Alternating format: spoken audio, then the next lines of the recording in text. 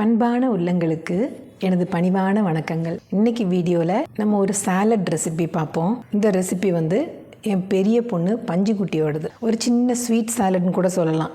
மாதுளம்பழம் வச்சுட்டு உள்ள சாலட். இந்த சாலடுக்கு பின்னாடி ஒரு சின்ன கதை இருக்குது. என்னென்னா, பஞ்சுக்குட்டி அவள் காலேஜ் முடித்ததுக்கப்புறம் டயட்டோட பாகமாக இந்த சாலட் டெய்லி செஞ்சு சாப்பிடுவா. அதாவது காலையில் 11 மணிக்கு, அவள் 10 மணிக்கு மேலே தான் எந்திப்பா. அதுக்கு முன்னாடி பூஜா அவங்க டேடிலாம் வெளியே போயிடுவாங்க. அவள் எந்திரிச்சு இந்த சாலட் செஞ்சுட்டு எனக்கும் அவளுக்கும் மட்டும் அப்படி நாங்கள் சாப்பிட்டோம். ஒரு 2 மாதம் அளவு நாங்கள் சாப்பிட்ருப்போம். சாப்பிட்டா நல்ல உடம்பு குறைஞ்சது. இன்னொன்று என்னென்னா, எங்களை பார்க்குறவங்க எல்லாருமே மேக்கப் போட்டிருக்கீங்களா, பயங்கர கலர் ஆகிட்டீங்க அப்படின்லாம் சொல்ல ஆரம்பிச்சிட்டாங்க. எங்களுக்கு அது என்ன எல்லோரும் இப்படி சொல்கிறாங்க அப்படின்னு சொல்லிட்டு பார்த்தா, நாங்கள் 2 பேரும் தான் அப்படி இருந்தோம். பூஜாவோ உங்கள் டேடியோ அப்படி இல்லை. காரணம் இதுதான், நாங்கள் 2 பேரும் சாப்பிட்டது இது. இந்த சாலட் சாப்பிட்டா நான் கேரண்டி நம்ம கம்ப்ளெக்ஷன் ஒரு 5-6 ஷேடு கூடும். அப்போ எப்படி செய்கிறதுன்னு பார்த்துட்டு வருவோமா? இந்த சாலட்க்கு என்னென்ன தேவைன்னு பார்ப்போமா? இது பெரிய வெங்காயம் பொடியாக கட் பண்ணது, பூண்டு பொடியாக கட் பண்ணது, இது மல்லி இலை, அப்புறம் மெயின் ஹீரோ இவர் தான் போமோகிரானட். இது நம்ம இஷ்டம் போல். நான் 2 பெரிய பழம் ஓப்பன் பண்ணி எல்லாம் க்ளீன் பண்ணி எடுத்து வச்சுருக்கேன். நமக்கு எவ்வளோ வேணுமோ அவ்வளோ போட்டுக்கலாம். அப்புறம் தயிர் இப்படி நல்லா அழகாக பீட் பண்ணி வச்சுருக்கேன். நான் கம்மியாக தான் உண்டாக்க போகிறேன், அதனால தான் கொஞ்சமாக எடுத்து வச்சுருக்கேன். இது இப்போ எப்படி செய்கிறதுன்னு பார்ப்போமா? இந்த தயிரில் இந்த ஆனியன், இந்த மல்லி இலை, கொஞ்சமாக உப்பு, இதில் இந்த போமோகிரானட் சீடு இஷ்டம் போல் நம்ம மனசு போல் போடலாம். இது நான் எடுத்து ஃப்ரிட்ஜில் வச்சுருவேன். அப்பப்போ எடுத்துகிட்டு இருக்க வேண்டாம்ல. 2 பழம் 3 பழம் க்ளீன் பண்ணி இப்படி ஃப்ரிட்ஜில் வச்சிட்டோன்னா எடுத்து சாப்பிட ஈஸியாக இருக்கும். அதை க்ளீன் பண்ணுறதுக்கு தான் பெரிய வேலை. அதை நம்ம க்ளீன் பண்ணி வச்சிட்டோன்னா அப்புறம் ஈஸி ஆச்சா. இப்போது இதுக்கு மெயின் என்ன தெரியுமா?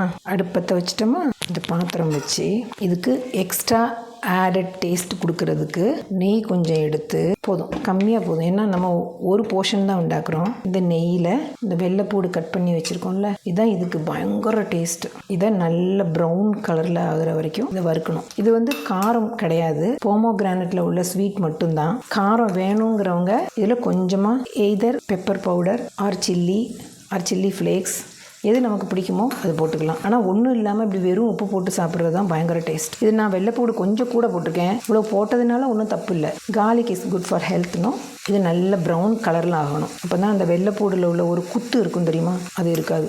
குத்து மீன்ஸ் ஒரு பஞ்சன் டேஸ்ட், ஒரு ஸ்ட்ராங் டேஸ்ட் இருக்கும்ல, அது இருக்காது.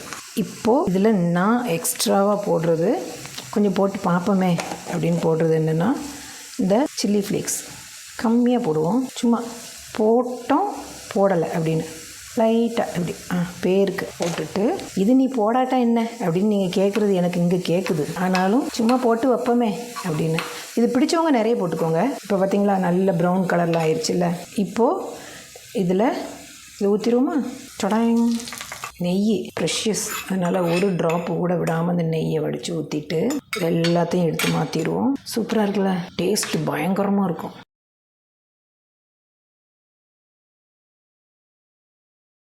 இது எப்படி இருக்குன்னு டேஸ்ட் பண்ணி பார்க்குறேன். வாவ், அந்த வாவ். இது பிரியாணிலாம் செய்யும்போது அதுக்கு சைடாக வேணாலும் வச்சுக்கலாம், அவ்வளோ டேஸ்ட்டாக இருக்கும். இது இப்படியே சாப்பிட்லாம். தயிர் வேணால் கூட கொஞ்சம் ஊற்றிக்கலாம். நான் தயிர் கம்மியாக்கிட்டேன். இதுக்கு மேலே இன்னும் கொஞ்சம் தயிர் ஊற்றிக்கலாம். இப்படியே சாப்பிட்டாலும் போதும். தயிர் நிறைய ஊற்ற அது நிறைய ஆயிரும், முக்கி சாப்பிட்ற மாதிரி ஆயிரும். அப்போ இது செஞ்சு பார்ப்பீங்க தானே? ஹலோ போயிடாதீங்க. ஒன்று மறந்துட்டேன் லாஸ்ட். அது என்ன தெரியுமா? கப்லண்டி மீன்ஸ் கடலை இருக்குல்ல, நம்ம வறுத்த கடலை. இது இடைக்கு இப்படி கடிக்க கிடைக்கும். அது பயங்கர டேஸ்ட்டாக இருக்கும். இப்போ தான் இது முழுமையடைஞ்சிருக்கு. இப்போது இந்த கடலையோடு சேர்த்து ஒன்று டேஸ்ட் பண்ணி பார்ப்போம்.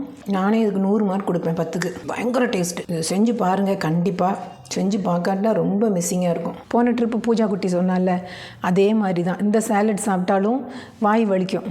அதுலேயும் இந்த போமோகிரானட் சீட் இருக்குல்ல, அது நல்லா சவைச்சி சாப்பிட்ணும்ல, வாய்க்கு நல்ல எக்ஸசைஸு. கொஞ்சம் ஸ்வீட்டாகவும் இருக்கும். நான் எப்போதுமே அனீமிக், அதனால் டாக்டர் எப்போ போனாலும் மாதுளம்பழம் வாங்கி சாப்பிடுங்க அப்படின்னு சொல்லுவாங்க.